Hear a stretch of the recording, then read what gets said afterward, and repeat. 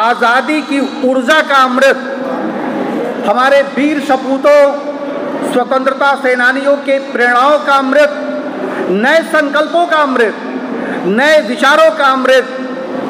यह अमृत जो है अपने देश के आत्मनिर्भरता का अमृत, अपने देश के राष्ट्रीय जागरण का अमृत। स्वराज का नारा तो आजादी के समय दिया गया था, सुराज का अमृत, वैश्विक शांति का अमृत, विकास का अमृत। और इस अवसर पर प्रधानमंत्री जी के जो पंच प्रण थे वो बहुत ही महत्वपूर्ण थे, क्योंकि इसके बाद, यानी हम पिछले साल की बात कर रहे हैं, उसमें अगर हम 25 जोड़ देंगे तो 100 साल हो जाएगा, और जो बैनर पर लिखा हुआ है 2047 का सन दिखेगा। और इस पर जो ये तत्व पंच प्रण के हैं, अगर इन लक्ष्यों को हम प्राप्त कर लेंगे तो वह हम लोगों के लिए एक दिशा दर्शक का तत्व होगा। इन सभी पंच प्रण के बारे में माननीय सांसद जी चर्चा कर चुके हैं। दो पर मैं दो लाइन चर्चा करना चाहता हूं। विकसित भारत के बारे में सांसद जी ने बहुत कुछ कह दिया है। चूंकि स्वच्छ भारत अभियान पर मैं एक किताब भी लिखा हूं, कई किताबों को लिखा जिसमें एक स्वच्छ भारत अभियान पर भी लिखा हुआ है, इसलिए जो स्वच्छता का अभियान है इसको मैं बहुत महत्वपूर्ण मानता हूं। कुछ लोगों की आपत्ति थी कि मोदी जी ने प्रचार के लिए इस आंदोलन को चलाया। मित्रों, स्वच्छता के अगर कोई एम्बेसडर है तो वह महात्मा गांधी हैं, और अपने देश से पहले भी जब वो दक्षिण अफ्रीका में जाते हैं तो जो उनका पहला भाषण होता है वह स्वच्छता पर ही आधारित होता है। सांसद जी कोरोना के समय वैक्सीन की बात कर रहे थे। जब कोरोना महामारी आई, दुनिया के दिग्गज, मतलब जिनको दिग्गज कहा जाता था, ध्रुवीय विश्व समाप्त हो गया है, लेकिन फिर भी रूस और अमेरिका का प्रभुत्व बना हुआ था। विश्व के जितने बड़े नेता हैं सब किंग कर्तव्य विमूढ़ हो चुके थे। किसी के समझ में नहीं आ रहा था कि हम विश्व के लिए क्या करें, क्योंकि वो तो अपने में ही उलझे हुए थे। उस समय हमारे प्रधानमंत्री माननीय नरेंद्र मोदी जी एक ग्लोबल लीडर के रूप में अपनी दवाइयों की कूटनीति के माध्यम से विश्व में भारत की शान को ऊंचा फहराया और अपने देश में कोरोना से विजय प्राप्त किया तथा विश्व के अन्य देशों में भी वैक्सीन देकर के सहायता किया। आज बिजली का कनेक्शन बहुत अधिक संख्या में लोगों को मिल चुका है, खुले में शौच से मुक्ति मिल चुकी है। अभी आप सब लोग चंद्रयान 3 के बारे में सुने होंगे। हमारे इस काम से दुनिया की जितनी स्पेस एजेंसी हैं वे हैरान हैं। और अभी हम परसों ही ऑनलाइन न्यूज़ देख रहे थे जिसमें बता रहा था कि जो मेरा प्रज्ञान रोवर्स है वह चंद्रमा पर जो सबसे ज़्यादा ज़रूरी हम लोग खोज रहे हैं कि पानी मिल जाए, तो ऐसी भी संभावना हुई है कि एक झील भी, मतलब जो एक प्रक्षेपण से जो एक हिंट मिला है उससे यह संभावना व्यक्त की जा रही है कि चंद्रमा के पास झील भी है। वहाँ पर मानव एलियन की भी उपलब्धता की बात की जा रही है। वहाँ पर एक ऐसे पठार की बात की जा रही है जो संभवतः सोने का है। तो अब बताइए कि हम कहाँ पहुँच चुके हैं। सांसद जी बता रहे थे आपको कि हम लोग 11वें पायदान से 5वें पायदान पे आ चुके हैं। हम समझने के लिए शब्द बोलना चाहते हैं 37 मतलब 3737 न बोल करके 37 बोलते हैं। इतना अरब डॉलर का हमारा जो है हमारी जीडीपी है, यानी 3.3 ट्रिलियन डॉलर का आंकड़ा भी हम पार कर चुके हैं। देखिए हम कहाँ से कहाँ पहुँच गए हैं। जो प्रधानमंत्री जी की योजना है वह गरीबों के लिए है, गांव के लिए है, किसानों के लिए है, हर घर में स्वच्छ पानी की बात है। बहुत सारी योजनाएं हैं, जन कल्याणकारी योजनाएं। चूँकि समय कम है इसलिए मैं उनका उल्लेख नहीं करना चाहता। मैं राजनीति विज्ञान के विद्यार्थी के रूप में जो सबसे बड़ा तत्व देखता हूँ वह है गुलामी से मुक्ति का जो संकल्प है। एक इतिहासकार हैं, विचारक है लॉर्ड एक्टन।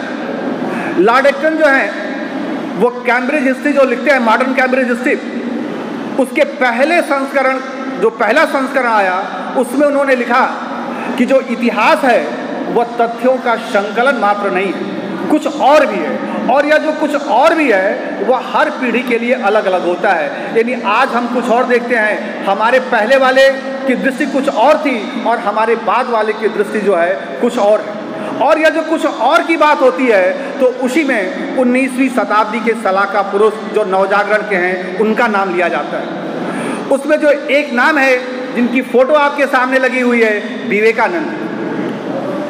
बहुत सारे नाम हैं, मैंने विवेकानंद जी का नाम सिर्फ इसलिए लिया कि उन्होंने अपने देश के लोगों को चेताया और बताया कि आपके अंदर जो दुर्बलता आ गई है, जो हीनता की भावना आ गई है, इससे दूर होइए।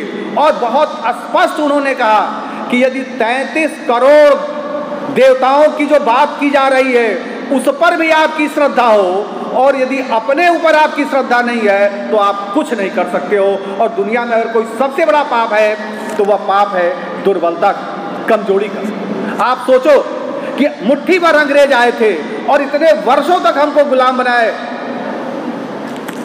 मुख्य अतिथि जी, यदि लोग, जिसको हम कहते हैं मतलब सामान्य बोलचाल की भाषा में, कितने मुट्ठी भर आए थे कि लोग यदि मुक्का से मारे होते तो अंग्रेज भाग गए होते।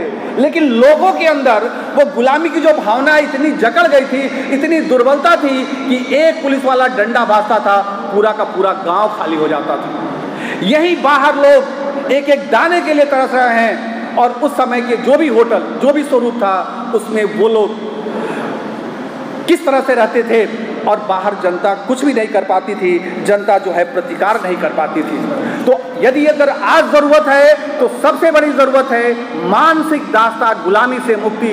क्योंकि यह एक ऐसी बीमारी है कि जिस तरह से दीमक धीरे धीरे सब कुछ चाट जाता है, तो जो मानसिक दास्ता है, जो मानसिक गुलामी है, यह आर्थिक गुलामी से भी बड़ी खतरनाक होती है। विरासत की बात हुई, आप बताओ कि दुनिया में ऐसी कौन सी सभ्यता है, ऐसी कौन सी संस्कृति है जो यह कहती है कि सभी निरोगी हो, सभी सुखी हो, हम भी सुखी हो। होता क्या है? हर जगह यह है कि हम सुखी हो, मेरे पास धन धान्य आए, भौतिक संपदा आए, उसके बाद दूसरे के पास भी जाए। लेकिन हमारी संस्कृति में सर्वे भवन्तु सुखिनः की बात की जाती है कि सब लोग निरोगी हों, सबका कल्याण हो, मेरा भी कल्याण हो। बताइए, आप अपनी विरासत पर गर्व कर सकते हो कि नहीं कर सकते? हमारे पास परिवार जैसी संस्था है, ऐसी संस्था विश्व में कहीं भी नहीं दिखाई पड़ती है। आज मैं पढ़ रहा था, जो हमारे युवा हैं और युवाओं से पहले आई जो हमारे बच्चे हैं, मतलब युवाओं के जो पहले का फेज है, उनके अंदर जो हिंसा की प्रवृत्ति बढ़ रही है। क्यों बढ़ रही है? क्योंकि संयुक्त परिवार एकल परिवार की ओर जा रहा है और बच्चों को अपने दादा दादी का लाड प्यार नहीं मिल रहा है। आप सर्वे कर लो इसमें तो आप यही पाओगे कि उसमें ऐसे बहुत सारे बच्चे होंगे, उनका रेशियो आप देखोगे, जो कि अपने बाबा दादी से दूर हैं, बुआ से दूर हैं और वह एकल परिवार में रहते हैं। पहले माँ अपना सब कुछ त्याग देती थी बच्चे के लिए, आज माँ रोटी भी बनाती है, देखती है यहाँ कितना लाइक आया, कितना शेयर आया, फिर रखती है, फिर दूसरी रोटी बेलती है, फिर मोबाइल खोलती है।